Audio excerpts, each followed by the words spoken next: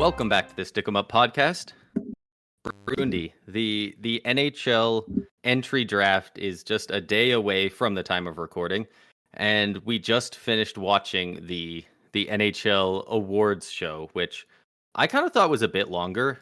I mean, it doesn't need to be drug out very long, but it was only an hour, which bringing all these people in and the pomp and circumstances, for an hour-long ceremony done by a TikTok star is not quite what I was expecting. But then again, I also don't know what I was expecting. So, what did you think? Do you think there were any real upsets? Do you think it was as you thought?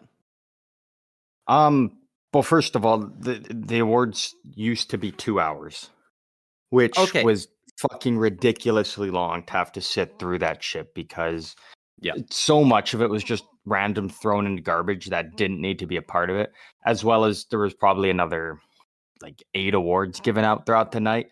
But some of the other ones like the Jack Adams, the Selkie and whatnot were given out before tonight, and they kind of just focused on kind of the biggest of them all, I guess you could say. So I'm glad it's at least an hour, because 2 hours was just fucking horrendous. It was too long.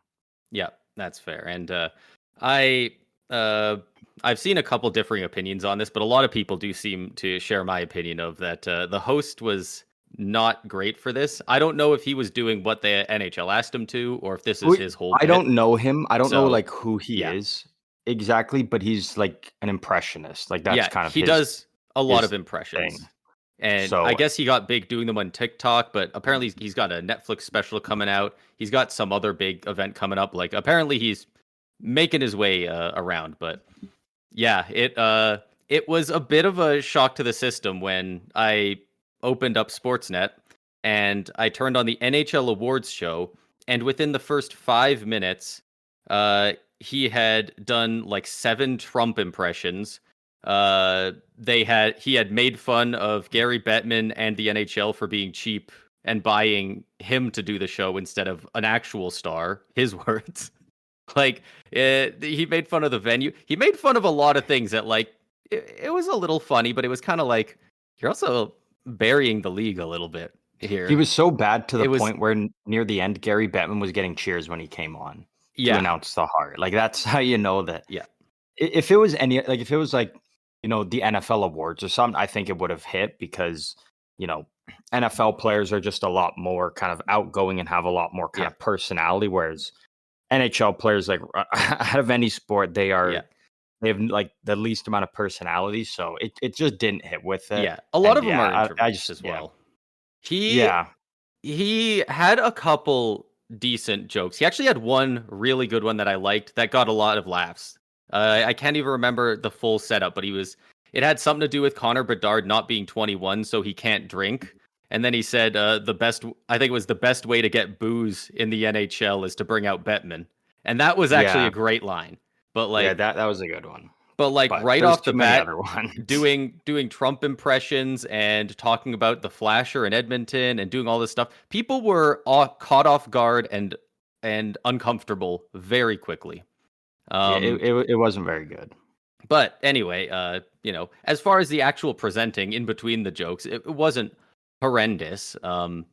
It was a regular award show. Yeah, they had Dustin from Stranger Things come out. He did a great job. That was cool. I kind of wish they had PK Subban just host it. I feel like he could be serious and just move the show along enough while being funny enough that it breaks it up a bit. But they could have gone a better direction.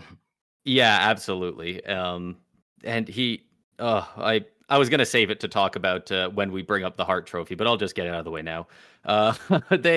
He went around, and I think he did little interviews with McKinnon, with Bedard, and with Kucherov throughout the show. And the one he did with Kucherov, he had a little felt beard on, and he did a bit of an impression of him, which I wouldn't say was horrible, but it was in bad-ish taste to be doing his impression and his accent in front of him. It wasn't great.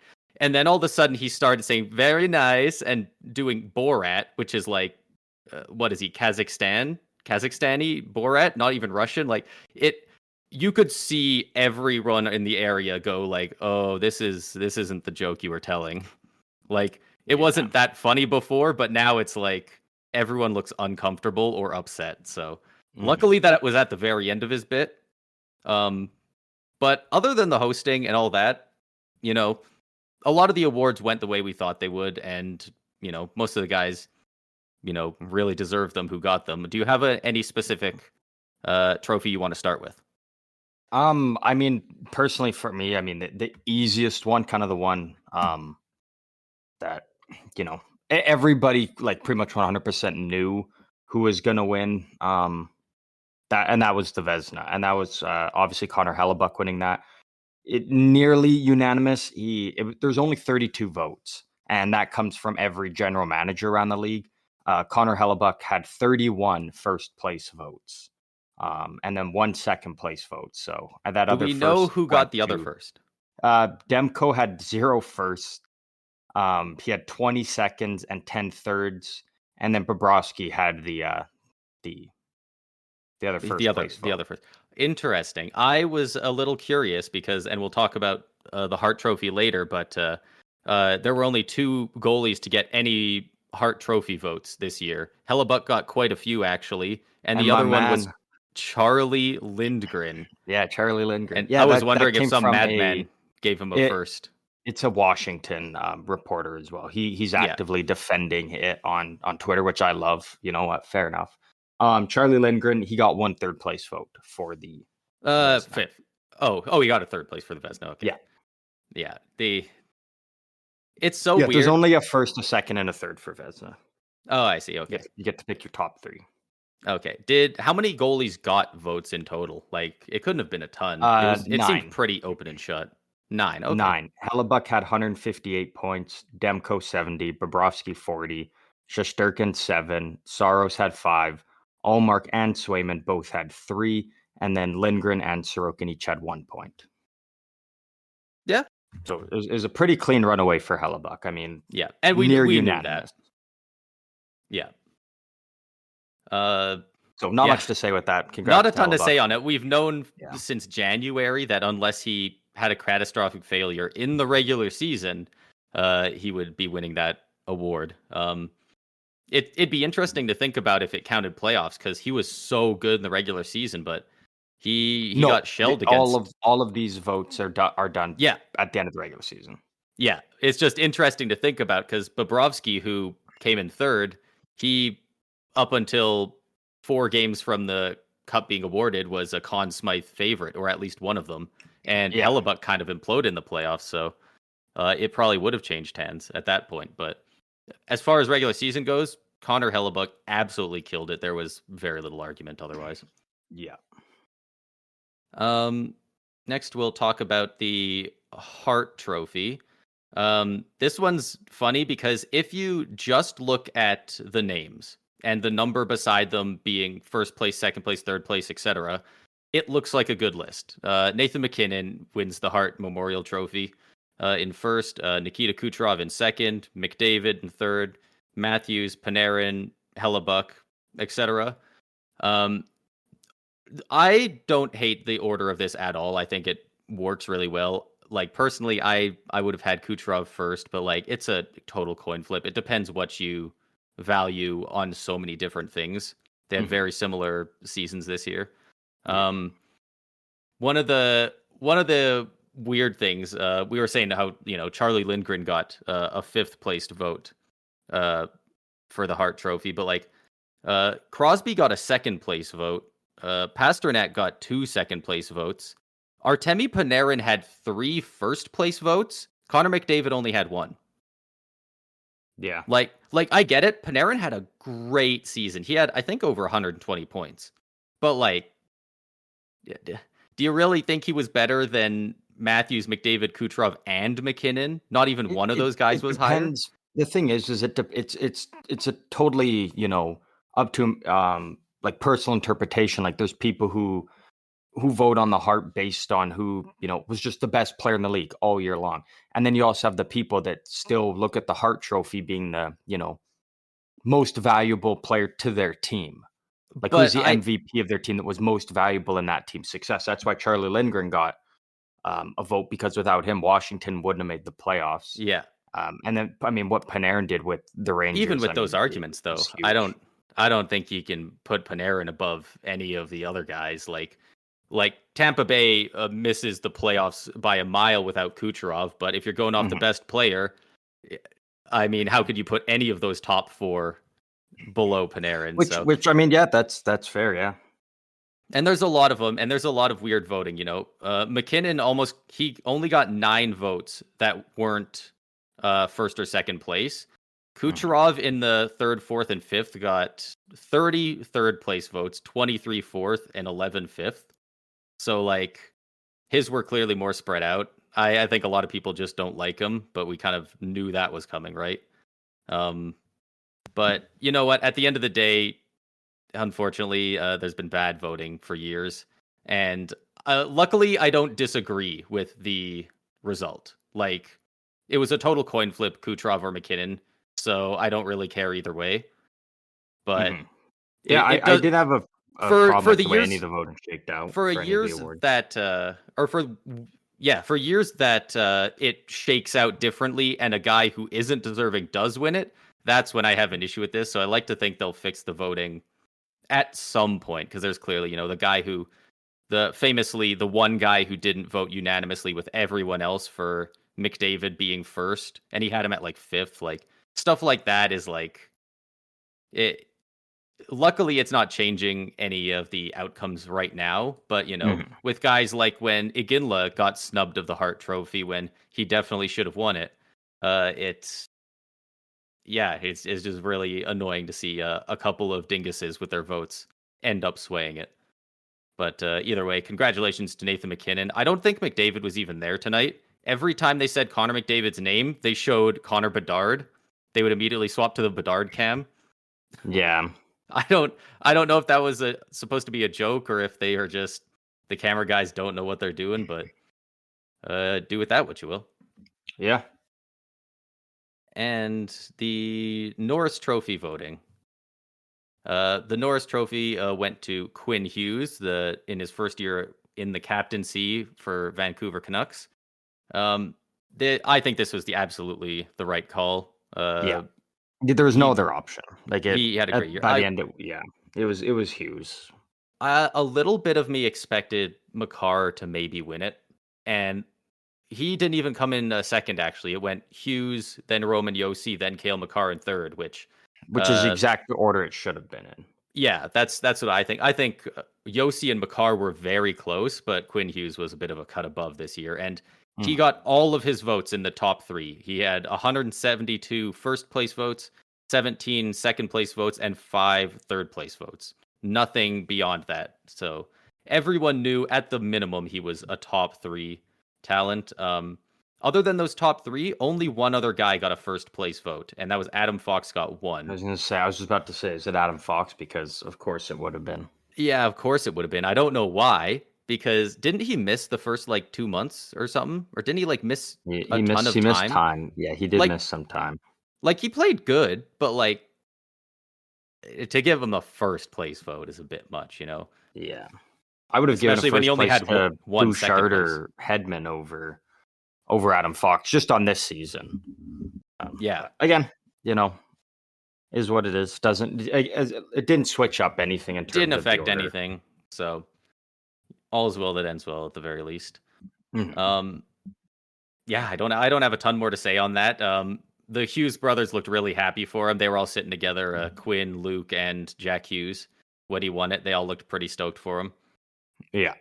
But yeah, he's absolutely the guy who deserved to win it this year. So it's a good thing to see him capture his first Norris Trophy, and I believe the first Norris Trophy for the Vancouver Canucks ever. I kind I of think it's believe their so, first. actually. I think I did actually read something, yeah, on that. That, yeah, Hughes is the first one. So there we go. Um, Another thing worth noting also that Nathan McKinnon also did win the Ted Lindsay yes, as well with the Hart. Again, the votes don't come out for that one, so that's just yeah, that one is what it is. And then the last one, the Calder. I mean, We knew Bedard was winning it. Like, Yeah. Faber did get quite a few votes, which I think is well deserved. But yeah, I would have been an absolute shock if Bedard wasn't winning it this year. Yeah. There was no doubt in anyone's mind, really. One thing I did want to quickly bring up was the fact that I don't remember the last time we had different nominees for the Hart Trophy and the Ted Lindsay. And the players obviously vote on the Ted Lindsay, and I think it's just the Writers Association votes on the Hart. It was interesting to see that the players didn't put McDavid in their top 3 when the writers did.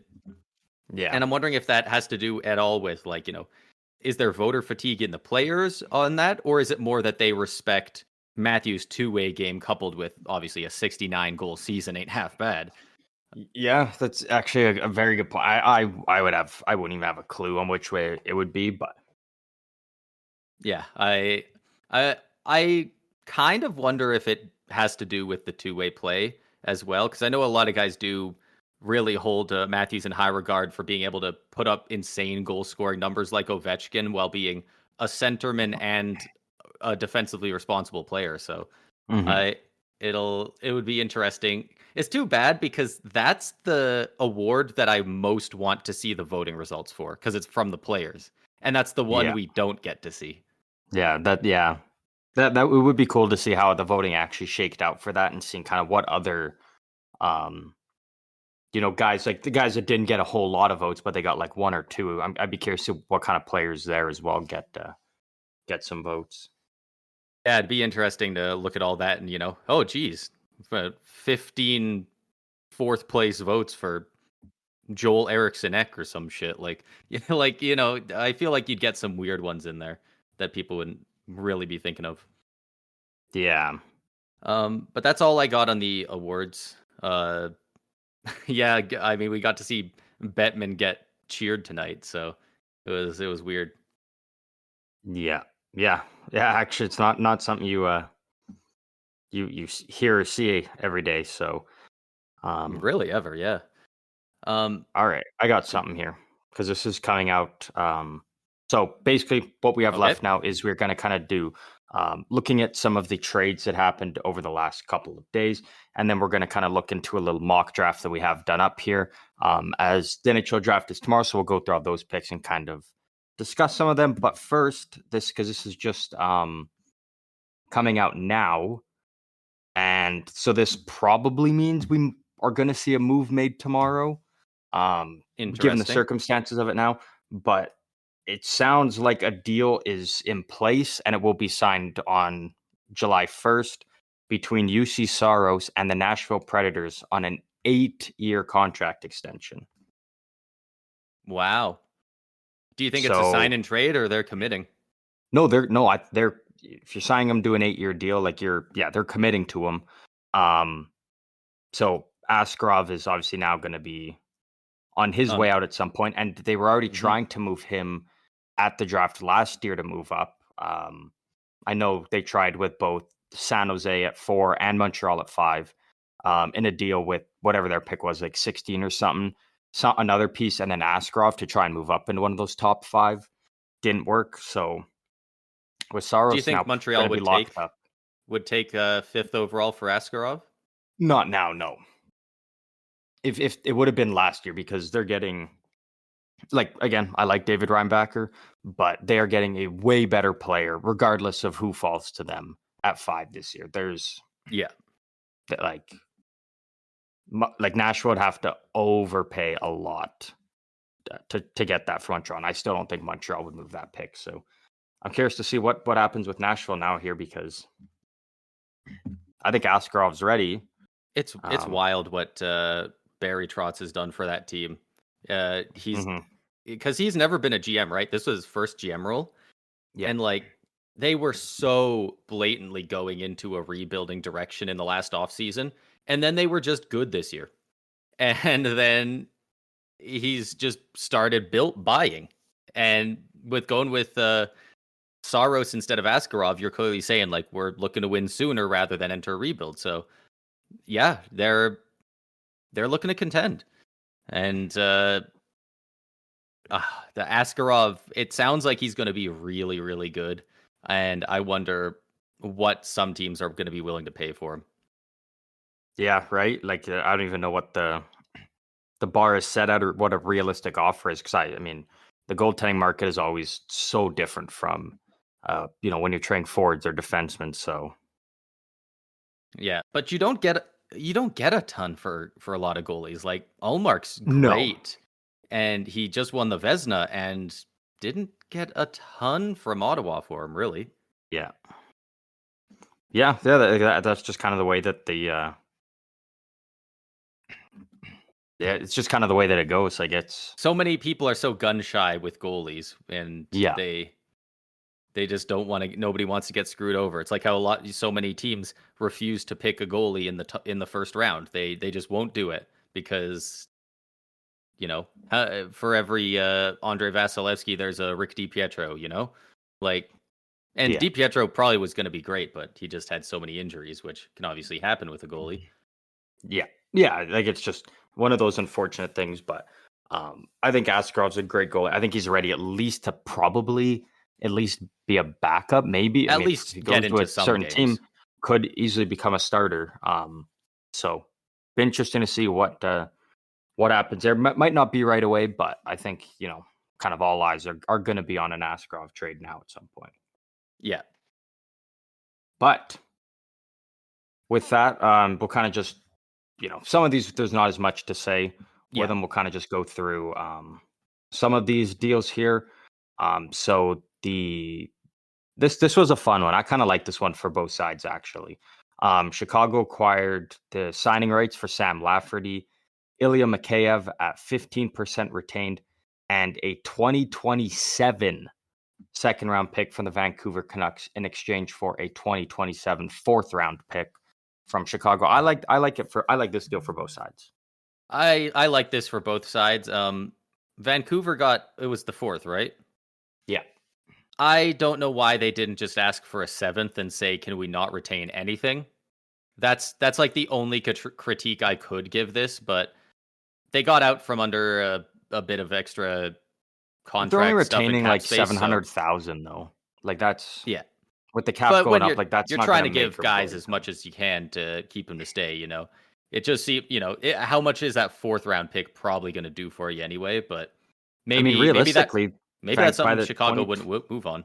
well, by 2027, Vancouver's probably still going to be you know, a team right up there going for the cup, and Chicago's probably going to kind of just be coming out of their uh, rebuild. So by then, like you're probably only like you know 30, like 40 picks apart between those two. So to get out from McKev's contract and you only kind of move back 40 spots is, I don't know. Yeah. I don't think it's too bad for Vancouver.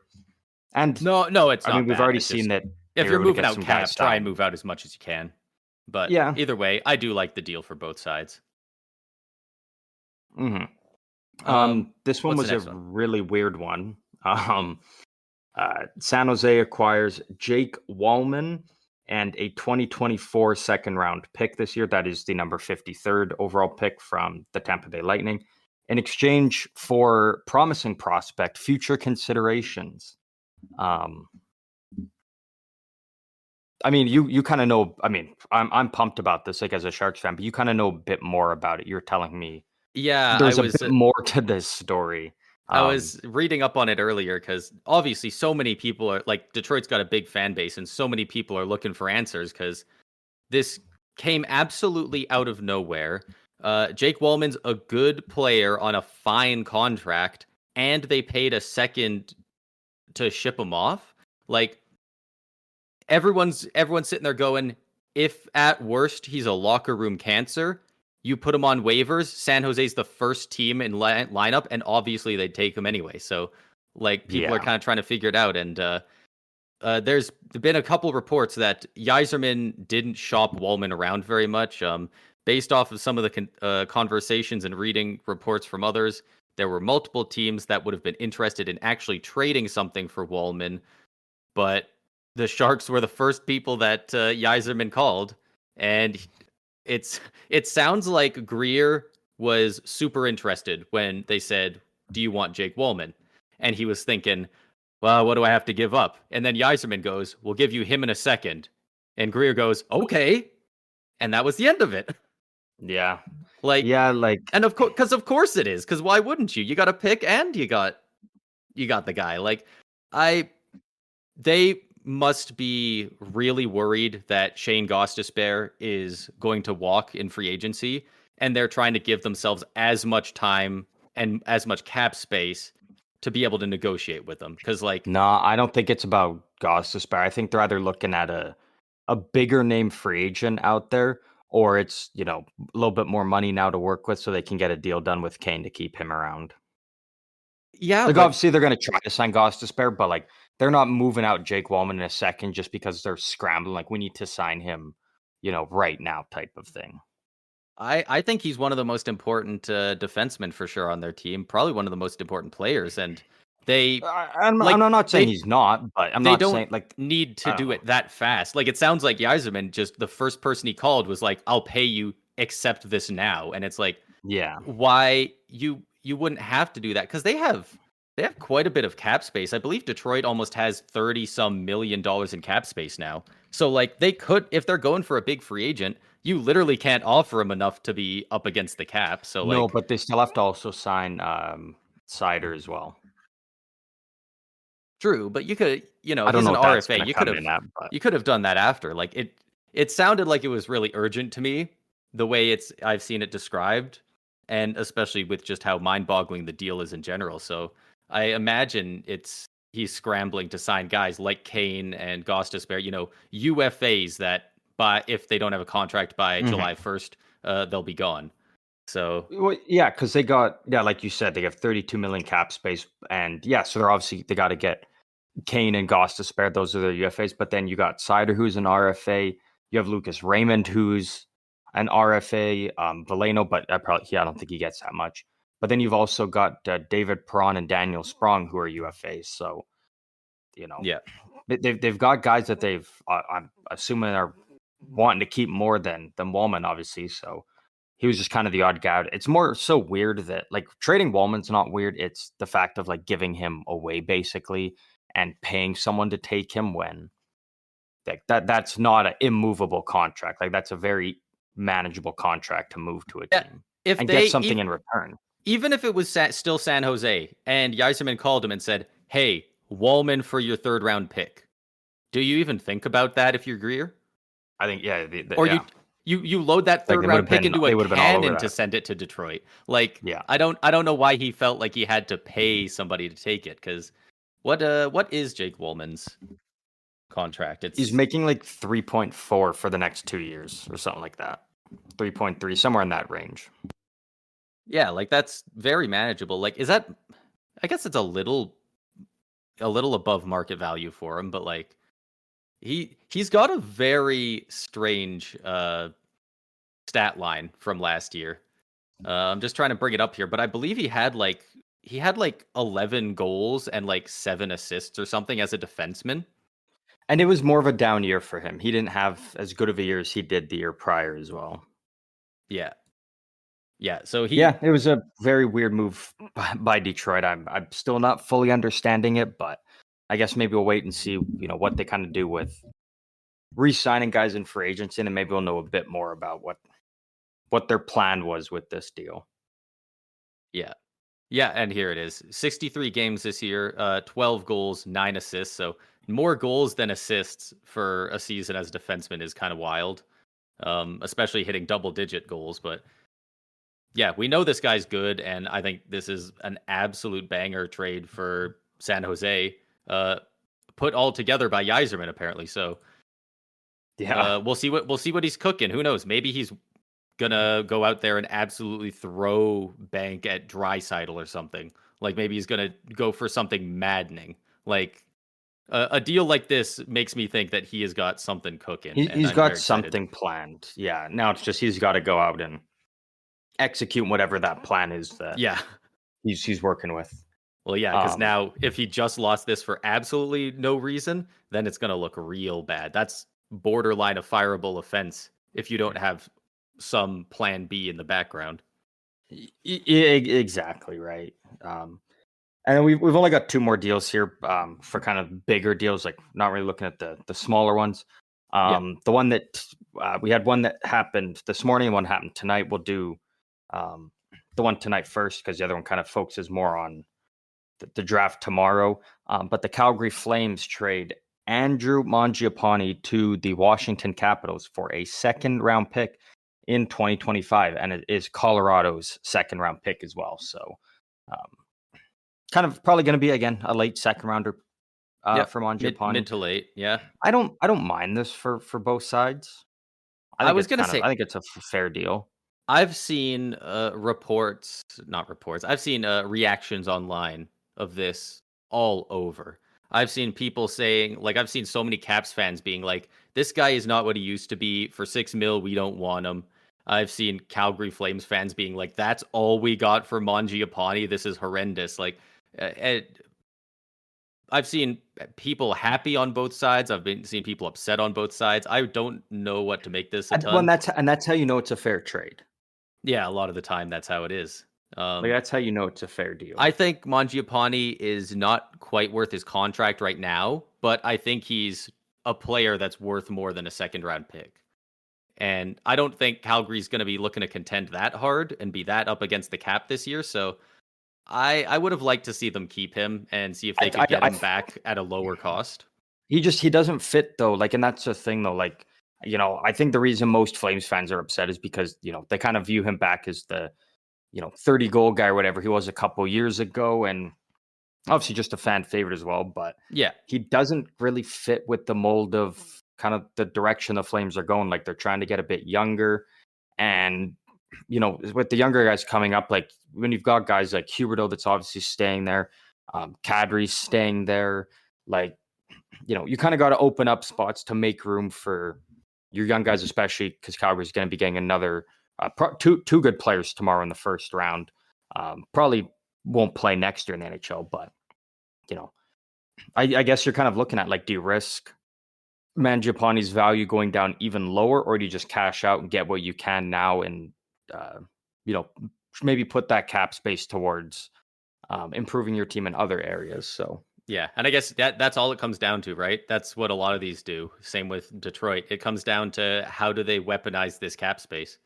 Mm-hmm. So we'll have to see what the Flames are going with into free agency, because I believe I saw that they are about $4 million below the cap floor right now. I thought they had more people on the books than that. The Flames? It sounds like the Flames. They traded away. They've got a ton Fedorov, Lindholm, Tanev, Hanifin, now Mangiapane. Like, average price of all those guys that they're making is like say 4.5 to 5. I mean, right there, when you 5 guys, like, that's 25, 30 mil. Like, yeah, it's a lot of money off the books, some guys. So we'll have to see what they do with that. I have heard rumors that they're trying really hard to get Jake DeBrusk, because it sounds like he's not re-signing with Boston. So, look for maybe DeBrusk going to Calgary on July 1st. Cause I think that might be I like that deal for them. I think it's a good fit for both sides, and I think it might happen. I think there's a good chance, but especially with the PLD deal, they didn't bring in Pierre-Luc Dubois to be a third, fourth line center, right? So obviously they're going to try and have him at least be the second liner, if not the first. So that's just going to push Jake DeBrusk down. So hopefully. Wait, for what? Is Jake DeBrusk not a centerman? Yeah, what are you talking about PLD for and shit?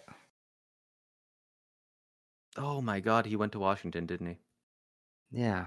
Oh. I was like, where the fuck is PLD coming from? No, DeBrusk's a winger. Could you imagine if you went and looked and Washington had already moved him to Boston? I wouldn't even be shocked, honestly. Like, I bet Boston was looking at getting PLD in an Allmark deal, but then Allmark obviously didn't want to go to LA. Well, Boston would have dodged a bullet then. Yeah, but I think DeBrusk's a good fit with Calgary there. Yeah, and they're clearly looking to get some type of center depth over in Boston. I think they're going to make a lot of moves this offseason. I think Boston's going to Lindholm. That's who they're going to try Yeah, for. They're gonna go all in on Lindholm. If they hit, they hit. If they miss, then we watch the scramble of Boston to try and address that now. I think it's probably a short-term deal to see if it'll work. Yeah, I don't know. I think he's looking to cash in long term now. Like, but I don't if think he takes a short deal, he's going into the pay. Calgary was. Vancouver were. was. And he said no to both of them. So he's not going to go. He's not going to pull the John Klingberg where you've got $64 million guaranteed on the table and you piss it away for a 1-year deal, and now you're lucky if you get a 2-year contract after that type of thing. I don't think it's going to be that bad, but I do think it'll be somewhere in the middle. He already turned down an 8-year, $9 million per year contract. I mean, that was with Calgary. I mean, which obviously he just wasn't happy with where Calgary was going. Yeah, but even in free agency, I don't think any team's given him. Is any team giving him 8? No. So here's the thing. No, here's the thing. Think about it. The last time the cap had a big jump, like it did this year, that was there when you saw like all the. I can't remember the exact year, but that was here when you saw like the Milan Lucic contract given out, the Kyle Poso, the Franz Nielsen, the Louis Eriksson, right? Like, because teams have so much money to just play with that they end up overpaying for a guy. So I think Boston's going to throw not like we're not talking double digits or $9 million. No, but they're probably going to throw him like a 6 or 7 year deal at 8.5, and I think Lindholm would take that. I think he would have stuck around. I think he would. Vancouver, but like, I mean, again, they had Pettersson locked in, Miller. Does Lindholm want to move to the wing, or is he willing to be a third line center? Like, I think they offered him. Was it 7.5 or 7, or maybe I think it was 7 years at 7.5. I think was what it was. Right, which I could be wrong. To be on the Canucks is not bad at all, but yeah, maybe it's a depth chart thing. Like they just couldn't find a great spot for him to fit in the lineup where he wanted. So maybe similar to Natchez. So it'll be interesting to see where he goes. Yeah, for sure. Did we have any more trades? Yeah, so this is the last kind of big deal that's happened in the last little bit. And this will kind of lead us into the mock draft you have here and kind of a draft preview. Right. And that is that the Buffalo Sabres trade away pick number 11 in the draft this year to San Jose in exchange for the 14th overall pick and the 42nd overall pick. So that is Pittsburgh's original first round pick at 14 and New Jersey's second round pick at 42 in exchange for 11th overall. I mean, I think it's a good deal for both sides. It's one of those deals where we'll see after the draft and see what players each team ended up with, and then kind of know a bit more about, is it a win-win, or did, San Jose trade up to 11 just to massively reach on a player that they could have easily gotten at 14? Yeah, it's impossible to judge these until you, at the very least, until we know who the players are. But even then, you probably got to wait until at least 2, 3, 4 years in to know what these players are more accurately going to be. Because right now, it's all hypothetical players. Like it's impossible to gauge the value of them. Yeah, exactly. Right. It's one of those interesting ones that, now you kind of just play the waiting game and see how it goes. And it'll be fun to see tomorrow now who each team gets with those picks. And still, even if Buffalo's looking to maybe move pick 14 now, or they're going to use the 42nd in because we know Buffalo was looking to add a top 6 forward, and they just bought out Jeff Skinner. So if a spot's opened up there, they got lots of money. Buffalo's a team to maybe watch tomorrow at the draft and see what if they're making any moves, or if they're just planning on picking guys with these draft picks that they got now. Yeah, there's so many rumors of Jeff Skinner getting bought out. I thought it had honestly happened at a certain point. So many people were talking about it, but I don't believe they've done it yet. And it really sounds like they're going back and forth on it. I don't know if they want to do it. I personally think they probably shouldn't, just because it's a decent player on a bad contract, but it's a short one. So like you can deal with it till it's done. But either way, it'll be interesting to see what they do. And if they go after a big free agent if they do buy him out. Yeah. Yeah, I guess, yeah, it is worth knowing, that Jeff Skinner isn't officially bought out, but like everything is pointing to that he will be. So maybe Buffalo changes their mind, or if they go through with it, like, that opens up a lot of room there for them to actively go and get a top 6 winger. Their GM came out today and said, it was at like 3:00, and he said publicly, like, we are not buying him out today. Like, he was like, guys, it might happen, but literally today we're not going to do it. It's not going to happen. So he was like, stop waiting for the scoop to drop today, I guess. That I don't know if that's supposed to fill anybody with confidence, but yeah. How do you want to do this draft ranking? Because have you done an entire 32, or have you done I've got a full 32. I've got a full 32. Okay. Awesome. So what do you want to do? I'm going to ask you, so what are our options? I've got TSN. I've got Bobby Margarita. I got his. Fucking love Bobby Margarita. Who doesn't? I got his top 32 brought up here. Just for reference, I figure you could go through your list, and you could kind of explain why you think the team would take him, or why this player is better, or something like that, and then I can just mention where in Mackenzie's draft rankings that player is, and we can kind of compare them a bit. But more than anything, it'll just be kind of looking at where you think a lot of these guys are going to be, and who you think what teams are going to take. Yeah, because this is one that I've kind of been doing over the last couple of days, because I've been just reading a bunch of different, kind of scouting reports and what sounds like teams are thinking. So at least, at the bare minimum, for my top 16 picks, assume that I'd say probably 12, at least like 12 to 13 of them are going to be right. I'm pretty confident on that. We'll come back and 12 to 13 in the first 16. Yeah. Really? I'm pretty confident in a lot of these picks. Okay. And they'll make sense once I explain them as well. And then now obviously we'll be doing an episode after the probably the first round of the draft, and then we can kind of look and see if I was horribly wrong. But right now I'm feeling very confident about a lot of these picks. That's kind of a little crazy to me, just because of all the news of how unpredictable this draft has been going around. Like, people have been saying, obviously everyone knows Celebrini's going first. Hell, Greer keeps only talking about it, which honestly is legendary, because GMs with first usually avoid saying the specific player too much, because they want to be, who are we gonna pick? But he's like, we're taking Celebrini. But yeah, I've seen all kinds of rankings going through, like guys at second, some lists are going sixth. Like it's all over the place. So it is, yeah. And like you said with Celebrini, if you love, like, if you are just obsessed with 50 cents, go put $100 on him to go first overall tomorrow, and then you'll win 50 cents.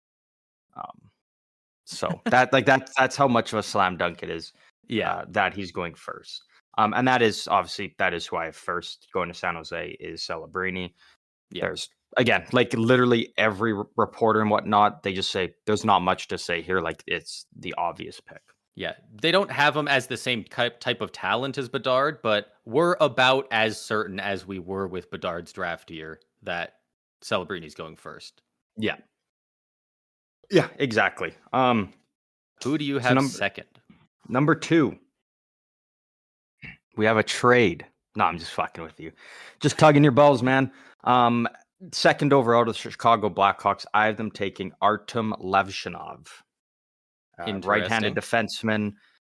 I mean, I think this is just the pick that Chicago is going with. Obviously, adding another forward at second overall to play with Bedard would be awesome. But when you can get, that, like, a guy who's got so much potential to be a top 2 defenseman for your team, and especially right-handed, which is, comes not nice overly premium. common in the NHL. Like, I think this is just such an easy pick for Chicago here to, have their franchise guy up front in Bedard, And then their franchise guy on the blue line with Levshinov. So interesting. And Artyom Levshinov listed by Bobby Margarita at third. So we already have a discrepancy there. Oh, we're going to have a fucking big discrepancy for 3. Oh, yeah. Number 3, third overall to the Anaheim Ducks. I have them taking Anton Silayev at 3. Okay. Which I think he's pretty low on Bobby Margarita. No, Bobby Margarita has him at 4th. So you missed. I thought you missed Bobby number had him 2. Lower. You missed number 2, but your 2 was his 3. Your 3 was his 4th. Yeah. Oh no, don't worry. I know who his 2 is. Yeah. 4th overall to and with Anaheim again. I mean, they have so many good forwards up front already. They need to take a defenseman, especially with Cutter Gauthier coming in now, and you moved out Jamie Drysdale. Like, adding in Silayev, who can be just a 6'7" defenseman who can skate like that.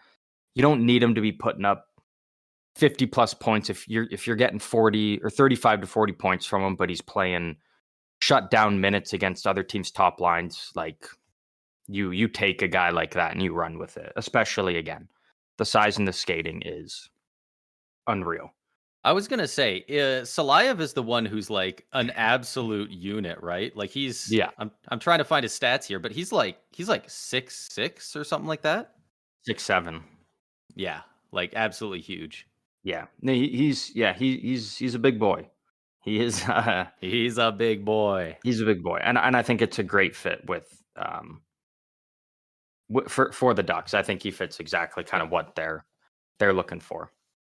That's got to be the team that these young guys would most be excited to be drafted by, right? Like, unless you really want to play beside Connor Bedard, like, dude, if you pan out as an elite defenseman and you get drafted by Anaheim, like, how do you especially not those have new threads? How do you not have Stanley Cups in your eyes every time you think about your playing with your team? Like that, they have so much talent in that prospect pool. Like if you told me that in 10 years we'd have an Anaheim Ducks dynasty, like I would not be shocked. They have a lot of young talent. And they're going to look good doing it. If they can keep them all. They're going to look good too when they're winning. I really like the new jerseys. 4th overall to the Columbus Blue Jackets. I have them taking Caden Lindstrom from the Medicine Hat Tigers in the WHL here.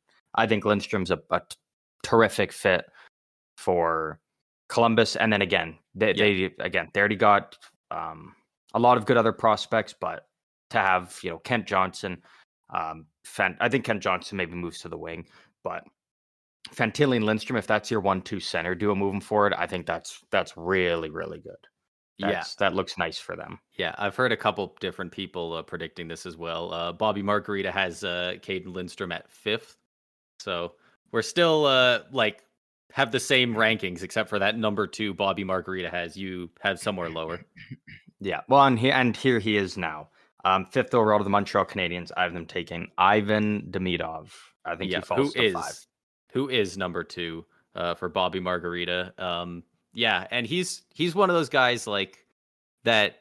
It sounds like a lot of people say he's relatively close to Celebrini in raw talent, but he's got a couple things. He's over in playing in Russia right now in the MHL, and people don't know when he's going to come over. He's got a kind of Kirill Kaprizov situation to him.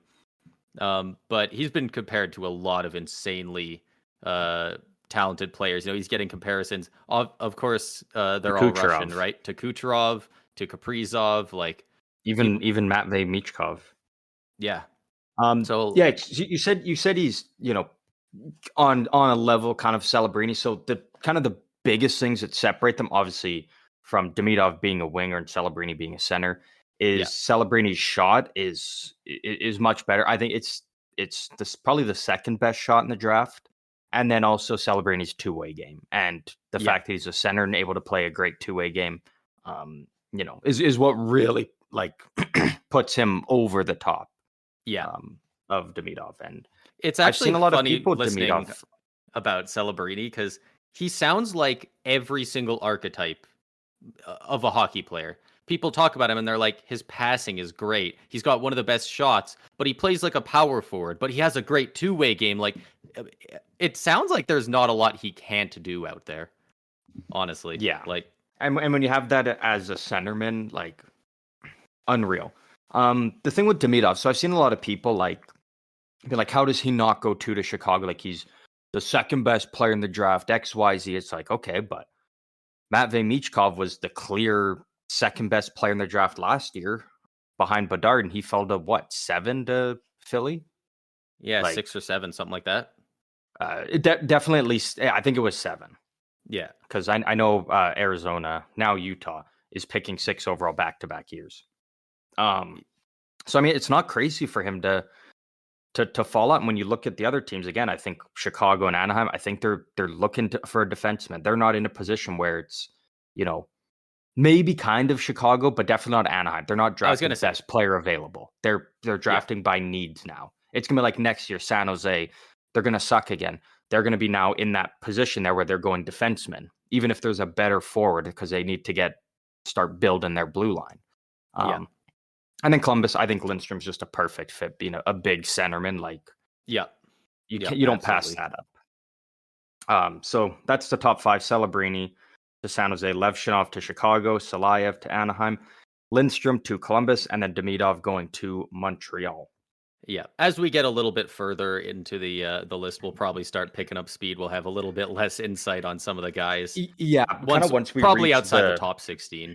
I was gonna say once we reach 20s. like the 14, like after pick 14 is when it's like, you don't really know for sure. You're kind of just going by where guys are ranked and their play style compared to what teams need. Assuming that's kind of what I'm going on, is like what teams need and what I think they're trying to address. And then some of the lower guys I don't know near as much about. Some of them haven't heard a whole lot of, but I know that they're going to be a good player.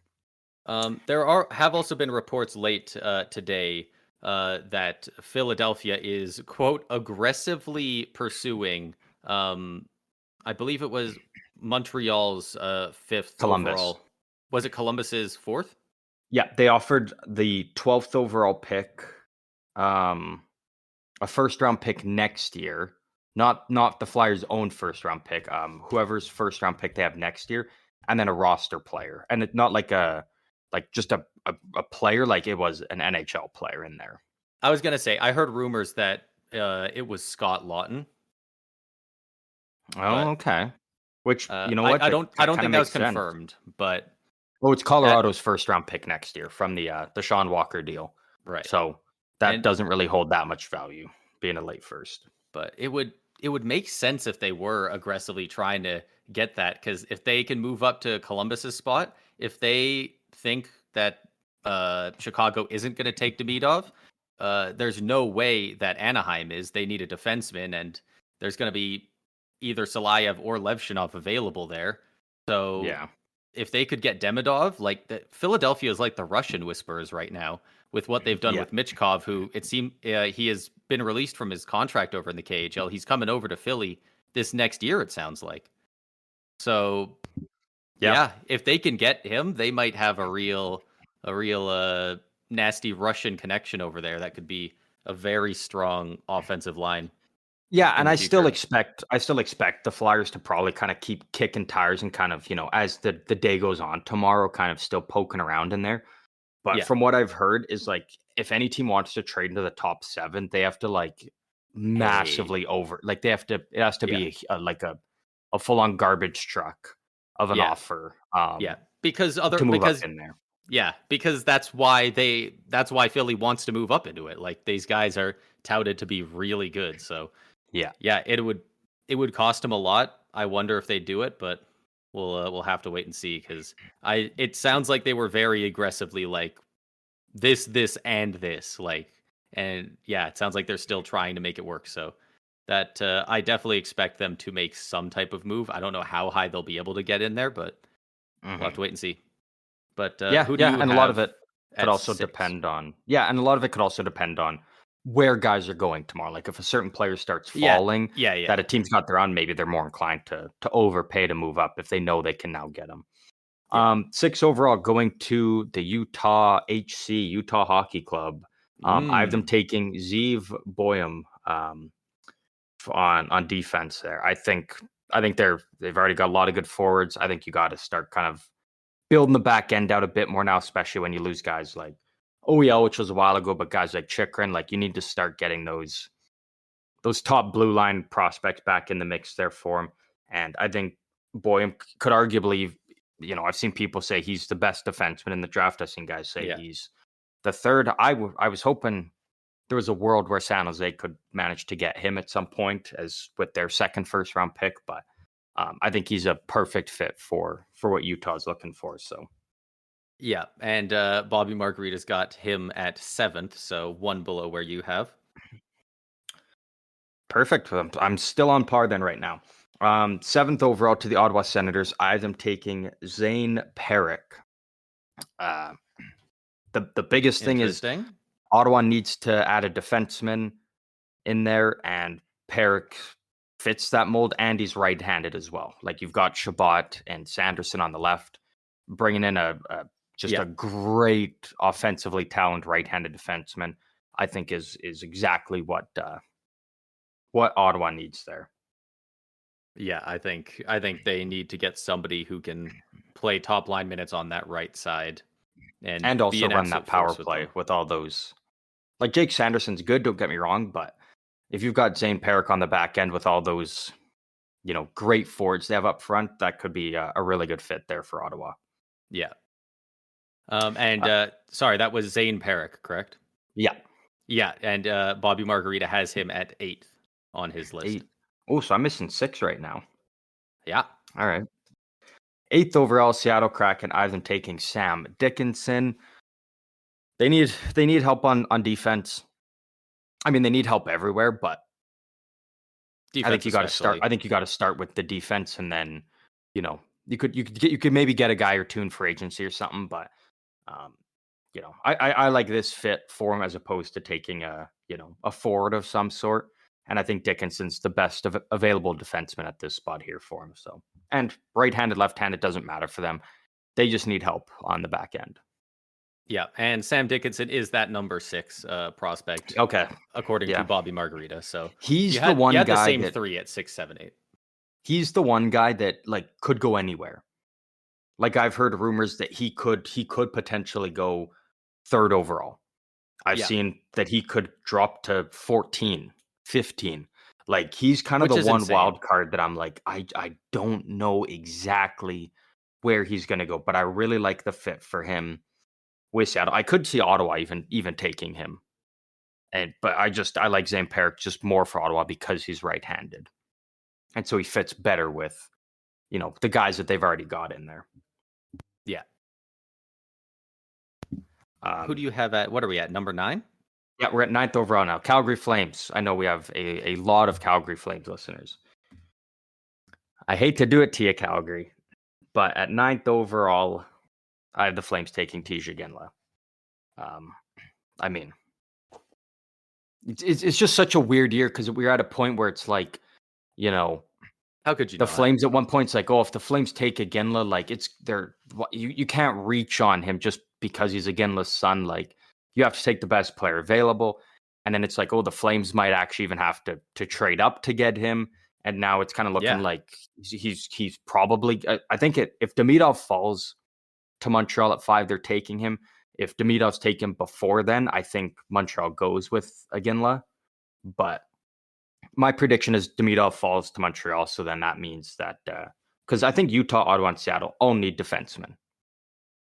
So it's like if Chicago takes Demidov, you don't think that the draft is in turmoil. I don't know what's happening then. I don't know what's going on. Montreal is going to take Caden Lindstrom. I think they could, but I think they. I don't know. I think Lindstrom also makes a lot of sense for Montreal. Lindstrom to Utah would be crazy at number 6, but I mean, I could see it. Like, I don't think Lindstrom falls past that second pick. It changes everything. I don't think Lindstrom, if available, goes past Columbus. Like, I think even if Levshinov and Salayev were both available, which there's potential that they could be. I still see Columbus taking Lindstrom because I think they're still looking for another centerman. Yeah. So, but again, like that's the thing, right? Demidov goes too. The whole draft could be turned upside down all of a sudden. Yeah, I want to see chaos draft. I want to see nobody know what's coming next. Like, I just love it. It makes it more exciting when you have you have no idea who's getting taken. Yeah. This is one of my favorite fits actually that I have out of my mock draft here, and at 10th overall to the New Jersey Devils, I have them taking Consta Hellenius. I think he's a great fit in there with New Jersey because they don't need to add defensemen. You know, they don't need a top line, play driver, but a really, really solid kind of two-way guy that can do it all. I think it's just a great fit for them. Yeah, and Consta Helenis, Bobby Margarita's got him at 9. He had T. Jaginla at 10. So look at that. My top 10 was all in Bobby's top 10. Yeah. Yeah, Nice. Obviously Demidov was obviously the biggest mover. Other than that, I think, Sam Dickinson was 2 off, and then you just had a Ginla and Helenis swapped. So pretty close. And I think he's just doing a ranking of them. I don't think this is. I don't think he's predicting which team will take which. I think he's he might just be ranking. It's just them. his ranking. Yeah, it is just him ranking them. Yeah. So earlier this morning, at 11, I had Buffalo taking Carter Yakimchuk. But obviously, with that trade now, I kind of had to adjust a bit. So now with San Jose at 11, I have them taking Carter Yakimchuk. Interesting. I was you got me really on the hype train about Yzerman falling to San Jose at 14 because Yzerman's he's the best goal scorer in the draft. His defensive game has issues. Him and Celebrini were also teammates together in high school, which is what really kind of sold it for me. Like, man, just reunite them.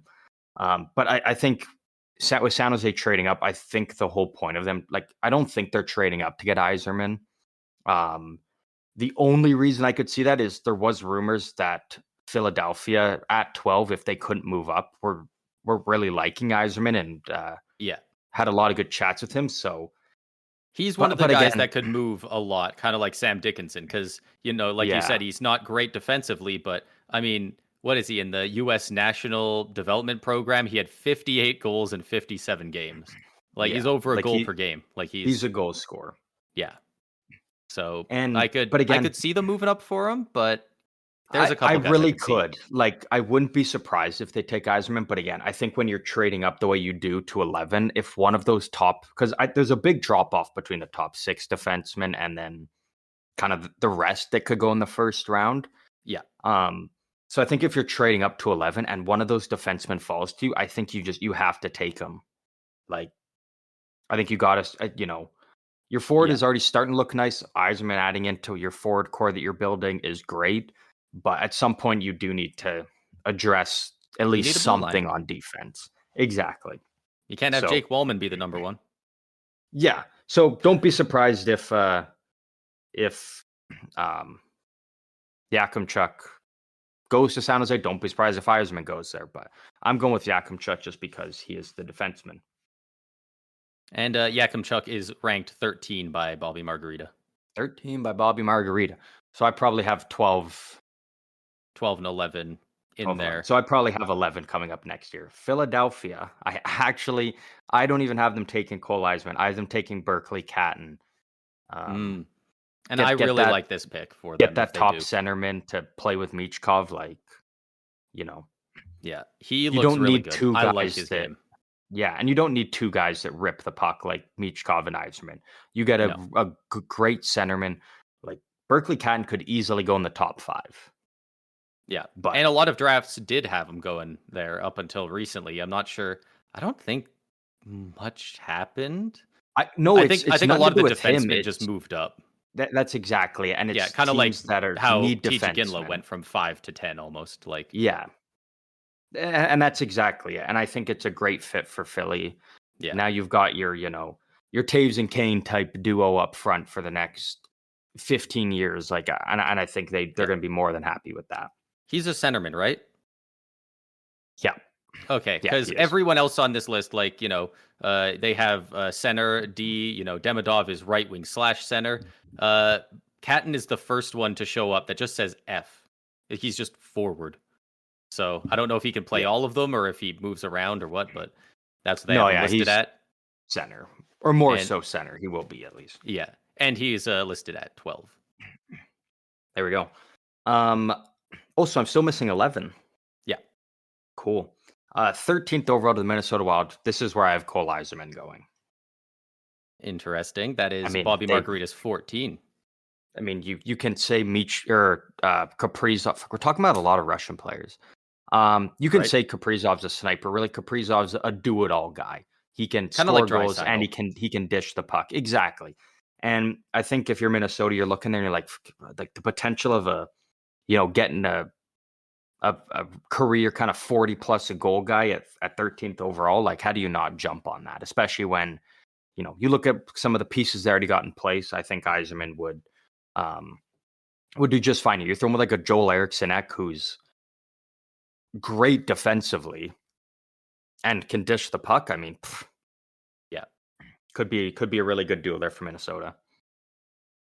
Yeah, totally agree. I think he needs to go to a place that either has a pure playmaker to set him up or a two-way force that can dish the puck and cover for him defensively when they need to.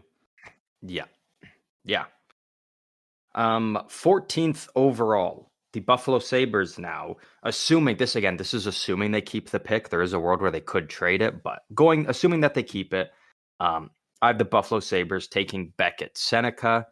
I mean, like, if every year you have a riser in the draft, and this year it is Beckett Seneca, who was kind of looking like a late first round guy. I think he was listed as 5'10" or 5'9" going into this season in the OHL. He's now 6'3".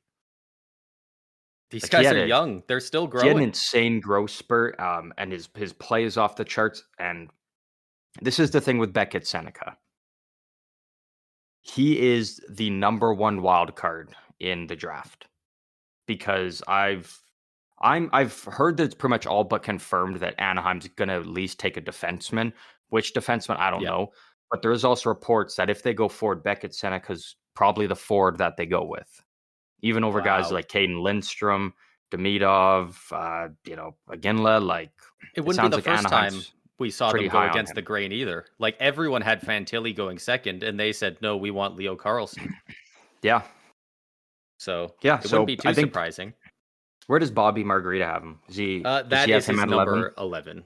That is okay. So that is like, and that's the thing, right? Is like he's such a wild card because he was such a riser in the draft, and when you're coming in with your stock on the rise at the rate that his was, you could see a team jump early to pick him just based off that alone. So, and the fact that he's going to be a terrific player, but I think he kind of fits in there nicely with Buffalo. So, yeah, but we'll see. I do think there's a good chance Buffalo trades his pick, but if they keep it, that's who I have them taking. Yeah, and I think whoever, assuming the picks that you've said happen that way, I think whoever gets Buffalo's pick would absolutely take Seneca as well. Yeah. If he's available there and Buffalo moves it, like, the team moving to trade up for that spot is taking him. Yeah. And this is that 14 to 15 spot where we can go a little bit quicker because there is a clear drop off in the raw talent that these guys bring. I think most of them will probably still at least end up being NHL players, but they definitely don't have that high end talent that a lot of those other guys have. Yeah, like, barring anything absolutely absurd, like the 14 players we listed, I think will be the first 14 guys taken tomorrow. Their position is, totally up in the air. And then, from 15 onward, it's kind of like, don't know as much about these guys, and anything can happen with these, because some of these teams are, A lot of them are kind of playoff teams or right on the cusp. So sometimes for some of them, it's just best player available, and some of them it's trying to fill out those holes that they're trying to, you know, finish out while they're kind of going through a retool or on the rise type of thing. Yeah. So at number 15 to the Detroit Red Wings, I have them taking Michael Branson Nygaard. I mean, not a whole lot to say. Detroit, I think, is going to add a forward, and they are no strangers to going the European route. So Yeah, definitely one of those guys that just kind of stands out in the first round because it's not too many difficult names, but like just reading the names, like he's sandwiched between Adam Juracek and Liam Greentree, Michael Bransig Nygaard. Like that's yeah, yeah, it's a really out there name, and it feels so Detroit to go this route. yeah, and I could definitely see that. For some reason, I thought he was a defenseman, but it's got him listed as forward as well. Yeah, he's a forward. Where did Bobby have him? 17th. 17th. Okay. 16 to the St. Louis Blues. I have them taking, I think it's Stian Solberg. So another defenseman for the Blues. I think defenseman is the way they want to go. Yeah, and Bobby Margarita's got him at 20th. And the thing with St. Louis is, again, they're one of those teams that's like, do they go by positional need or do they just take best player available? Because they think they can still make it work with what they've got here. Yeah. 17th overall to the Washington Capitals. I have them taking Trevor Connolly. Getting another Connolly. Just another. He's gonna be a good player, but he's one of those guys that his stock has kind of fallen a bit. I think the beginning there he was a little bit higher up, and he's kind of a faller. Mm-hmm. And I've heard it's kind of due to a little bit of like personality wise, like not as much of his skill. Which, and we see players like that all the time, and some make it through, some don't. But I think Washington is just going off best player available. So yeah, and Bobby Margarita has him at 15. 15, yeah. So so good him up player. there. So 18 Chicago Blackhawks. This was the pick that weirdly, like a month ago, they traded with the Islanders to move up to 18 here from 20. It was so weird at the time. It's still weird now. I have the Chicago Blackhawks taking Igor Chernishkov. I think is how you pronounce it. Chernyshov? Yeah. Yeah. Chernishov. Oh yeah, Chernishov. Like yeah. Yeah. I mean, they went defenseman, add another forward and do a mix, and a guy that can, hopefully be a top six forward for them. But kind of with these ones, don't know as much about these guys and exactly how they play. So yeah, and he was 21st for Bobby Margarita. So Chicago, you're trading up and you're reaching. What are you doing? What are you doing? What are you doing? Bobby knows all, man. Dude, Bobby does. He knows how to make a kick-ass margarita too. 19th overall to the Vegas Golden Knights. Ew. Better than 32nd. True. Vegas at 19. If he's available, I see them taking Trevor Connolly because Vegas is all about skill. Like that's They'll worry about off-ice stuff later. They care about what they can put out on the ice to win. And you know what? Fair enough. But I don't think Trevor Connolly's there, so I have them taking Jet Luchenko. All right, not 19th. Much to say there. Just kind of 19th for Margarita. Adding another forward into that mix because I think they're going to be starting to lose some forwards, so they're going to be needing to have some forwards in the bank there to kind of stock the shelves a bit. Or they could trade him at next year's deadline when they. That's kind of what I figured when Mark probably do. Kind of blows out his back or something. That was 20th overall. This, I hope, honestly, I really hope this guy falls to Toronto because I would love him in Toronto.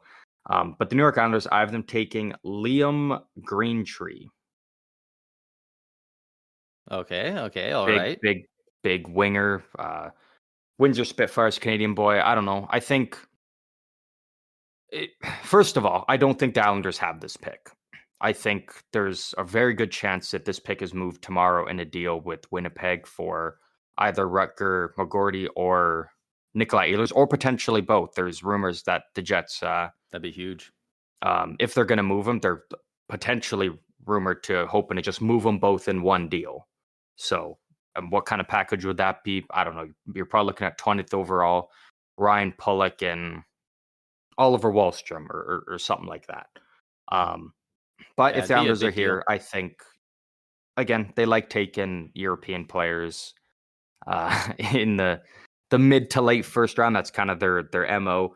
But I think they're going to change it up, and I think they're going to go Liam Greentree. Yeah, and he was ranked 18th by Bobby. There's one guy that I actually really like that was in that 15 to 20 range. He's the only guy you haven't said yet, and I was very curious to see where you have him. Adam Jiricek? It is Adam Jiricek. It is Adam Jiricek. So I don't have him going 21st overall to the LA Kings. I have them taking Sasha Boisvert. Again, I think just because Nashville LA more so forward, like they've already got some good pieces on defense, and they've also got Brandt Clark coming up. So add another forward into the mix now, especially after you fucking depleted it just to get Darcy Kemper in the end. So I think they have to address forward here. Yeah. Yeah. And he is ranked 22nd. 22nd. So now 22nd, the Nashville Predators, I have them taking Adam Jiricek. The Predators would be a great fit for him. So that makes sense. I think it's a great fit. I think Nashville needs some help on D, especially not only now, but, in the coming years, because signing UC Saros, it means they're going for it. Like, they're still planning on being competitive with their kind of main core of like Forsberg and Yossi type of thing, and Saros now. So I think that you need to add something on defense for him. And Adam Jiricek is kind of the faller of the draft, and a big part of that is just because of that injury he suffered in the World Juniors. Yeah, I'm looking at all the other games played by all these other guys, and I mean, I'm just going to list games played from 14 to 18. 57, 52, 19, 41, 64. Like he just didn't play as much hockey as anyone else, so it's hard to gauge. And that's the thing, right? So it's not like he's falling because he's not good or anything. It's just because it's an unfortunate injury, but some teams are a little bit weird because they don't get to watch the player as much. And then there's also teams that have concerns about injury history like that. So and I think Jiricek's a great fit with Nashville. And Jiricek was ranked 16 by Bobby Margarita. Yeah, and he very well could go 16 to St. Louis. He could even, he could even go 15 to like Detroit. Like he's going somewhere in that range from like 15 to 22. He's going in there somewhere. I don't know where exactly, but we kind of have a range for a lot of these guys, but within that range, it's very hard to tell, and it depends a lot what the guys beforehand do. Exactly. It must be nice knowing who your team's taking first, huh? Yeah, at least there's no and that's a thing, right? Is like I did think about that. It's like it would have sucked if like the year that the Sharks got first overall was a year like and no shade to Slavkovsky, but the year Slavkovsky went first overall, where it's like when your team gets the first overall pick, because like unless you're Edmonton, it doesn't happen very often. But like you like to know that you're getting like the best player, you're getting the top dog. It's not a they have to pick between 2 or 3 guys, and you hope you pick the best out of them type of thing. Yeah. Which is always nice. Yeah, that year was, it's how quickly we can forget, right? But that was the Shane Wright draft. Yeah. Before it happened. And then all of a sudden, Slavkovsky. Okay, I guess the next guy will just take him. And then 2 more picks, and it's like, okay, what's happening? So. Nothing is more legendary, though, than the Shane Wright stare down to the Montreal table when he was up on the stage. Yeah. Like that's one of the most iconic draft photos ever. The only other one being more iconic is probably Buddy, who got drafted in like the 3rd round and got in a bar fight the night before, and he just had 2 massive black eyes. That's probably the number one all time. Hey, well, you know what? You're getting a fighter. You're getting a fucking unit. And I'll give you one guess what team drafted him. Philadelphia. Philadelphia. You are correct. It was a 50-50 between them and the Bruins. And you know what? You nailed it. 23rd overall to the Toronto Maple Leafs. If he's there, I really want them to take Liam Greentree, but I don't think he's there. So I think He they go with won't. defense, and I think they go with EJ Emery. I think they're just Nice. taking the best defenseman available there. Whoever the top defenseman is at that pick, I think is where Toronto goes. So I've been going with EJ Emery here. Yeah, and he is 27th on this list. 24, Colorado. I've been taking Leo Salin Walinas, another defenseman. I think Colorado's a weird one. Like they could very well trade the pick. They could just go like again, best player available.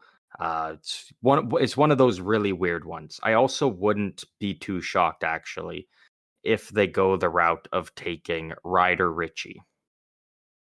Sorry, what was the name of this guy Um, that you have the Abs taking? I don't think he's on here. Leo Salin Walinas. He doesn't have him in the top 32. And So there's my reach then. I guess There's my reach. he's not. He's got to be pretty far down on the notable prospects thing below the first round as well. Oh, never mind. I did have him there. I scratched him out actually. I originally had him in there. I have him taking Michael Hage. Sorry, I did have him in there, but I ended up switching him for Michael Hage. Oh, because you knew it was a bad pick. No, because the more I thought about it, because I was the one where I was like, I had Michael Hage going earlier, and then I switched it because I actually originally had Washington taking Hage and then Conley going to Vegas, but then I swapped Conley up to Washington, and then Hage got lost in the mix. So then I ended up being like, you know what, actually, he could be a good fit for Colorado. Interesting. He's 24th for Colorado. Oh, or for Bobby Margarita. And again, Ryder Ritchie, very possible because maybe they want to reunite the Ritchie brothers there. Doesn't happen very often, but there's a possibility that maybe Colorado does take that route. Yeah, reuniting siblings on a team, is that not just awesome for vibes? Like even better than vibes. Even if one's good and one's like a decent NHL player, that's got to be great for the locker room, right? Like unless they're just both huge shitheads. I'll do you one better than that though for vibes. Father son after today. Because the Lakers obviously drafted LeBron James's son. Massive reach as well. Like they massively reached just to make sure that they got him because why not? They want to be able to say they had him play together, but why not? I mean, why not? Like you're the fucking Lakers. You can even if he never plays meaningful games, you can print money with the stuff you can do with that. Yeah, exactly right. 25th overall to the Boston Bruins. I have them taking Cole Bowden. Boston Bruins, they need center. You got a big centerman available right there. Why would you not take him? Not much to say. I think Beaudoin is going to be real good, and yeah, I don't like that if he goes to the Bruins, but I do think he would be a great fit there. He goes in that 23 to 27. He goes in that 23 to 27 range. Yeah, like not like a late first rounder, but kind of the stage right before being a late first rounder. Montreal Canadiens, 26. I have them taking Ryder Ritchie. Right, 31 on Margarita's list. Yeah, and again, I could see him. I could see him going to multiple teams because I think he could be a good fit with a lot of teams. He's kind of just land on Montreal. And I'm like, well, you know what? Fuck, that could be a fun dupe pairing there. Carolina at 27. I have them taking Tarek Parasek. Okay, add another forward in there. I'm not, super high on him, but Craig Button is absolutely fucking dripping for this guy. So I'm like, you know what? Why not? I'll have him. 105 points in 68 games in the WHL this year. It's obviously easier to put numbers up in the WHL, but those are still pretty good numbers. Yeah. Oh yeah. Yeah, for sure. Like still a solid player. What is he with the Prince George Cougars? Correct. Yes. Yeah. Yeah, he had a good year. He had a good year. There's nothing bad to say about him. Yeah. Um, what do we hear?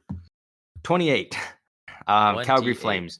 You made this pick for me. You pitched it to me. You sold me on it. I'm going with it. At 28 overall to the Calgary Flames, I have them taking Andrew Basha, also from the Medicine Hat Tigers in the WHL. Yeah. And Bobby Because this Margarita's was the got him guy at that you 30. said was the kind of the guy that really wanted to go to Calgary and already in Alberta. Like you sold me on it. Said like this is a great pick Yeah. for the Flames if they take him. Yeah, there was a fantastic article written about him after he did some of his draft interviews where he talked about how his parents were season ticket holders for the Flames and how his favorite player was always Mika Kiprasov. And I believe he wears 34 still in the WHL, uh, paying homage to Mika Kiprasov. I can't And wear it in Calgary now. no, and I don't think he would want to once he No, actually, no. if he was actually on there, but who And knows? Maybe he'll be a 43 if that's available or something. But and here's the thing as well. yeah, Like it could be for nice. Calgary, like if you're the Calgary Flames and you walk out of draft, like night one of the draft with Iginla and Basha, you're sitting there like, okay, fuck, we got two good forwards here that want to be here, that are going to potentially spend like their entire careers here. I think is huge. Instead of walking out being Yeah. like, you draft I hope an I don't have to American or get rid of something, this great or player. yeah, Like you you've need got a guy guys that that want to is be there. there, and if they're Exactly. gonna be great, like yeah, they'll want to lock them up as soon as they can. Yeah. So I think that'd be a great, a very good pick for Calgary. Yeah, 29 to Dallas. This is kind of my David Pasternak pick, a guy who goes late in the first round and ends up being one of the best players of the draft. I have Dallas interesting. taking Nikita Artemanov. I mean, like this guy's 18 years old and he put up 23 points in 54 games in the KHL. Yeah, Like, which the KHL is a pretty low scoring league, and especially for the younger kids over there. and it's harder to He's play in as a young guy as opposed to the WHL, the OHL, the QMJHL Yeah, type because those are thing. all junior leagues. Yeah. The Russian NHL. That's a men's league. So he's playing Yeah. against like full grown guys and stuff It's over like there. he went up against guys like Kovalchuk and whatnot. Like Yeah, and he's playing against he's good players. he's not in the top 32 for Bob McKenzie. He's in Yeah, the other notable prospects, but I mean, yeah, 23 points in 54 games in the KHL. I mean, Igor Chernyshov, that we talked about, that Bobby Margarita had at 21, is a left winger. In 34 games, he had 4 points in the KHL. yeah, So 4 points in 34 games compared to 23 and 54. That's almost half a point per game. He might have yeah. some real big offensive upside. And yeah, most of the stuff I've seen kind of has him going like kind of being almost kind of like a Casper Haltonen type thing, a guy that A could fringe potentially first go at rounder. go at the end of first round, but probably an early second rounder. But I mean, when like Could be Dallas, a how steal. like all we've seen in the last couple years is Dallas just hit it out of the park with every They draft pick they pretty crush much it. make. So I'm like, I don't know. I think they everyone be like, oh, they kind of reached on him, but then it's also like, yeah, like in a couple years, like fuck, they just got another steal with a late first rounder. So the New Yeah. York Rangers at 30th. This was a tough one because I'm like, they should have moved this pick at the deadline to make a better team. Obviously, they didn't because their owner owns the Sphere at Vegas, and he wanted to have the Rangers make a pick there. So I have the New York Rangers Boo. taking Matvey Gridden. Uh, Gritty? pretty close, yeah, Gridden. Uh, Matvey. Oh, not Matvey Babenko. He's no. not even the first Matvey on the other notable prospects. Yeah, he was. It was kind of one of those weird zones where I was like, I don't know where they go. So I was like, you know what, they're gonna take they're just gonna take a forward, and I thought he kind of just based on what I've seen from other people, I thought, hey, you know what, go with this one. This one didn't put a whole lot of thought into, so because I don't know what the Rangers are doing. They have not drafted well lately anyway. No, Yeah, No, they well, haven't done great.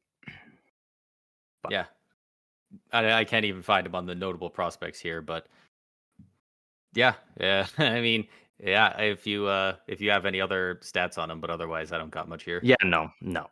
Once you get to Um, these lower picks, there's a lot less stuff available around online as well. Like, there's so much hype around like top 10 prospects and stuff, but otherwise, it's a lot of like very obscure depth stats, and yeah, it's harder to exactly. find.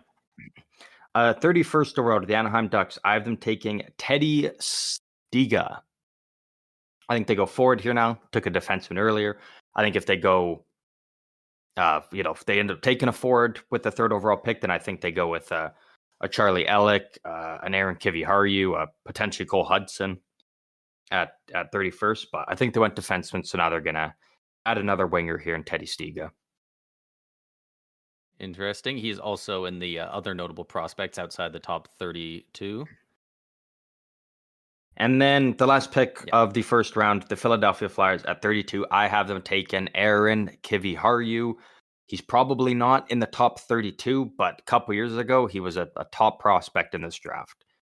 Kind of, his stock has fallen a bit, but I think the Flyers are a team that are like, you know what, we'll take a chance on a guy like this, and you know what, we'll make him a stud in the NHL. So Yeah, again, he's a lot of outside these the late top firsts, 32. tough to say. It's I tough do to like some of exactly. those kind of reach picks. If you can hit on them, like you look like a genius, and if you don't, I mean, how many guys in the NHL right now are playing that were drafted 29th, stuff like that. Like it's the once you get to the late first round, a lot of them don't end up playing. So even if you can get an NHL player out of it, you can look pretty good coming out of there. Yeah, I was Um, reading a thing the other day, was like the top, point producer in the NHL currently playing, who was drafted 30th overall, is Klim Kostin. And he was drafted like 7 years ago or something I mean, at how many 30th points does overall. he And he's have? still Does number he have one. And 100? it's like, I'm honestly, I'll look it up here, but I'm not even sure it's 100. Yeah. But it's like, so it just kind of goes to show that, like, yeah, It's tough to get into the NHL, right? We already knew yeah. this. Like it's the top league for a reason. There's not a ton of turnover Oh, other than sorry. He was guys just aging drafted out. 31st overall in 2017, 46 points in his career. 46. So Yeah, out of all these guys drafted, it's At hard to at do. pick 31, like, yeah. Do you have any other guys that you want to shout out that you think this guy could hop into an earlier pick, or you think this guy might just be a steal in the second round? Any other names that jump out to you want to shout out? So here's one thing, actually, just because I said fuck it, did some diving in. Pick 31 in the entire history of the NHL draft. Guess how many players drafted at 31 overall have gone on to have over 100 points or more in their career? 100 points. 31. I think I'm just gonna say 0. 5. 5. Okay. Because Tyler 30. Pitlick. I guess I was r- thinking 31st being in the first round because it hasn't for that long, but no, there's Yeah, still just a 31 31st overall. pick. I see. Yeah. Like Tyler Pitlick, Russ Anderson, George Larocque, John Tucker, Oh. and Dave Tiger Williams is number one there with 513. So most of the time you're not getting an elite player there. Like you're just taking a stab at someone and hoping that they hit, and more often than not it doesn't. So Yeah. Um, Shout out to Logan Crosby of the Halifax Mooseheads. Rip trying to impress people playing in Halifax with the last name Crosby and not being Sid the Kid. Um, yeah, actually. One So guy sorry, what that was it you were saying though? Yeah. just any other guys outside of the ones we've mentioned that you think might Oh, jump up, might do really well. One yeah, guy I say what think, you got to say and then I'll look through. yeah, I only have one. Clark Caswell. I think he could turn into a decent player. He looks like he could be a really good playmaker, but is He'll go I in the think second round somewhere, or third yeah, round, somewhere in there. I think he was touted to be a first rounder a couple years ago, and he's kind of fallen off since. I think his Yeah. production's just dipped. 77 points in 68 games in the WHL is good, but we some of the stats we were reading earlier, guys were hitting 100 and 120 points in that league. So Yeah. you could put up more. So he might be something for somebody. Yeah, no, there's definitely potential with a lot of those guys. Like it is kind of a more of a deeper draft. So curious to see kind of how it plays out. For players kind of to keep an eye on and maybe see what they do. One is Cole Hudson, brother of Lane Hudson, who is really you know just skyrocketed in the last little bit since being drafted by Montreal. I could see a team maybe taking a stab on him late at the first round and hoping you hit some magic with him. He could fall to kind of early to mid second round. I'm very curious to see. I think if he's available at after the first round tomorrow, I honestly do think San Jose grabs him at 33, or there's potential they even trade up from 33 into the late first round tomorrow, just because Mike Grier loves his kind of Boston guys. Like Celebrini is already coming over from Boston University. Will Smith just played at Boston College last year. If they take Cole Iserman, he's committed to Boston University next year. And Cole Hudson is also committed to Boston University next year. So he's a guy to keep an eye on, as well as, what's his name? I think it's Ilya Nabokov. He's more of an overage goalie, but it kind of sounds like he's kind of the top goalie in the draft. He's a bit on the older side, but with goalies, I mean, when you're drafting when they're 18, not as far as I know. Nabokov.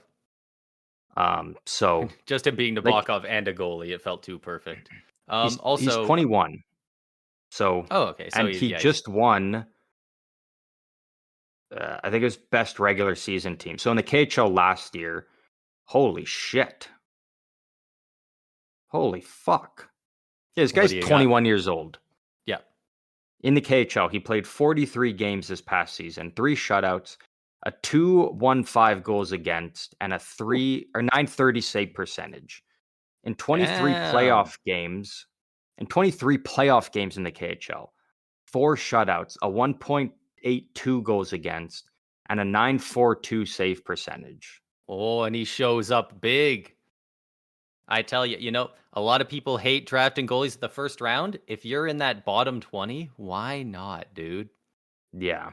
Like, you don't get much value trading goalies, but if you can draft a good one, you can get a lot of value out of a good goalie. So that he could be. I think that would be worth it for a lot of those teams in the late first round. Also, when I was saying that guys weren't showing up in the other notable prospects, somehow just now I'm realizing it's alphabetical. So so it wasn't continuing from like 33 ranked and onward.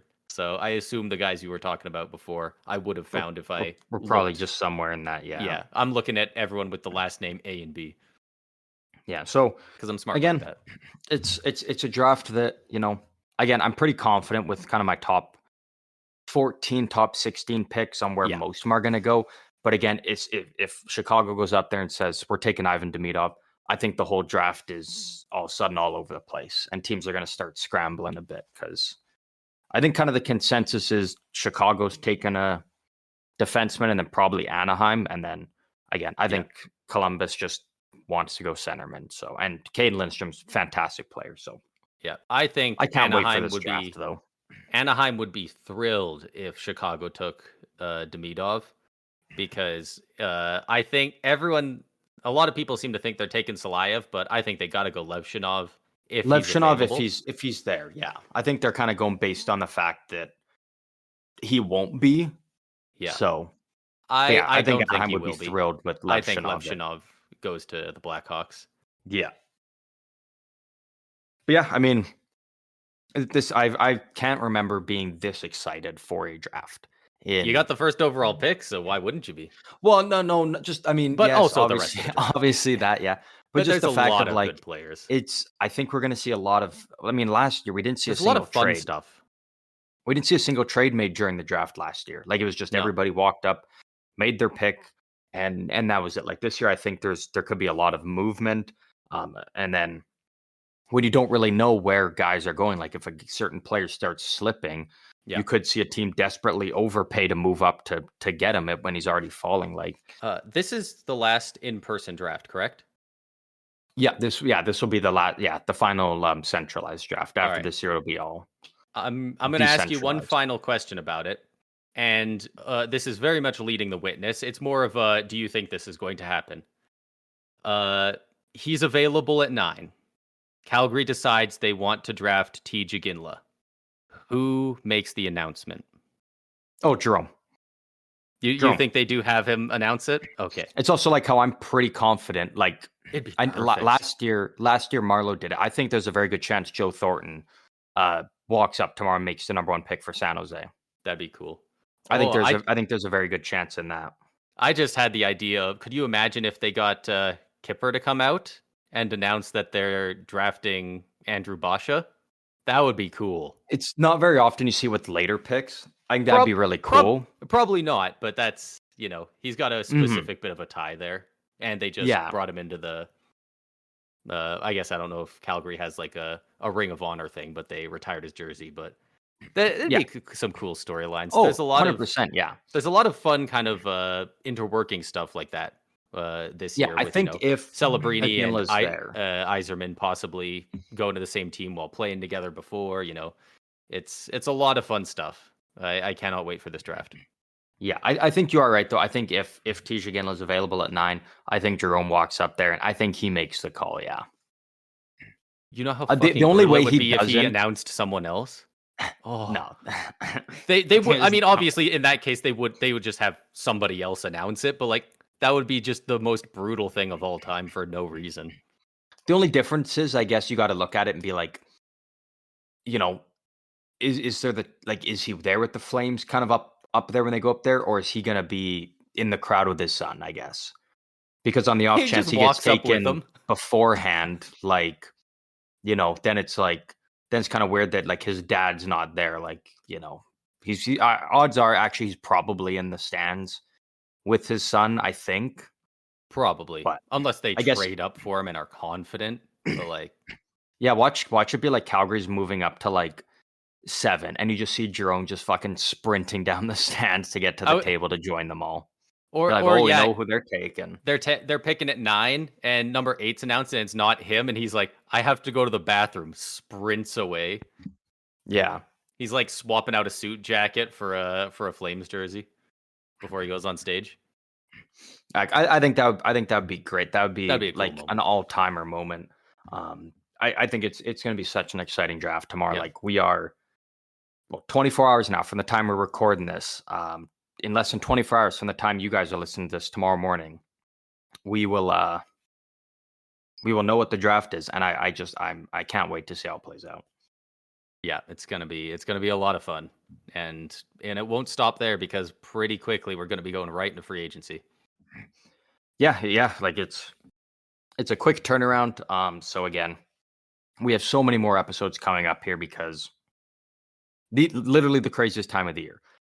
In the span of a week, Stanley Cup Final, NHL Awards, the draft, day 1 and 2, and then free agency, all in less than a week, is fucking barbaric. We are going to be talking to you guys lots here because there's just so much going on here. And I can't wait. There's going to be so much turnover in the league and so many different things happening all at once. And I cannot wait for it all. Yeah. It's the calm before the storm right now. That's all we got though. This was a pretty long episode. Yeah, this was a as Braden likes to say, a big fat girthy one. That's kind of his motto. I'm always saying that. His favorite thing. It is your favorite thing. I can't believe I didn't say it earlier in this episode, to be honest. I know. I was kind of shocked. That's why I was like, fuck, I might as well say it now for you. Going for a record. But yeah, once again, we do want to thank everybody for tuning in. You guys have been, just our downloads have been going up more and more over the last few episodes. We cannot express enough how much the support means to us. We have a lot of big stuff coming up, in the next couple weeks or so. And, when it happens, we will give you guys a little more info on that. But again, if you want to join in on any conversations with us leading up to the draft and free agency, you can do so on any of our socials because we got 3, maybe 4 soon, maybe 5 soon, but we're at 3 right now because we're basic. We are basic like the Anaheim Ducks picking at 3. But if you want to join in, you can follow us on any of them. We are on Instagram, TikTok, and Twitter at SEU Hockey. Come say hi. Come throw us if you got a mock draft, send us your mock draft. Like I would love to see what you guys are thinking for some of these picks and what Rudy you think teams might do. He was pretty confident. Tear this man to shreds. Maybe he doesn't know what the hell he's talking about. Yeah, if my mock draft is so wrong tomorrow, just come and rip me to shreds, and I'll own it because I'm confident in what I got. I'm very confident. You're gonna cry. You're gonna cry, pussy. Yeah, pussy boy, gonna cry. I won't. I'm confident in it. And you know what? When I'm right, no one's gonna say shit. That's the downside. No one hypes you up when you're right. They only kick you when you're down. That's the way it goes. But yeah, I think that's everything. I think that's all. Yeah, that's all we got. Scraped the barrel clean, spit shined it dry, and now it's ready to be reused. So we will see you guys at some point. I think we're planning on recording after the draft tomorrow. We have a shit ton of stuff coming up this weekend, like not just hockey, but like other just personal things that we're doing. So it is going to be a long weekend. Yeah, like these next like 4 days are going to be a lot. Yeah. But I think our plan is probably 2 episodes. I think we're planning on doing one after the draft. Yeah. At least day 1 and kind of doing that. And then we will have another one not long after kind of for free agency and everything. So yeah. Get ready for some episodes. Get ready for some big fat girthy episodes, as Braden loves to say. So once girthy, again, dude. We really appreciate everybody listening. Thank you once again. Enjoy the draft. Enjoy free agency. And we'll see you guys in a couple days? 2 days? 2 days. See you guys in 2 days. Some days.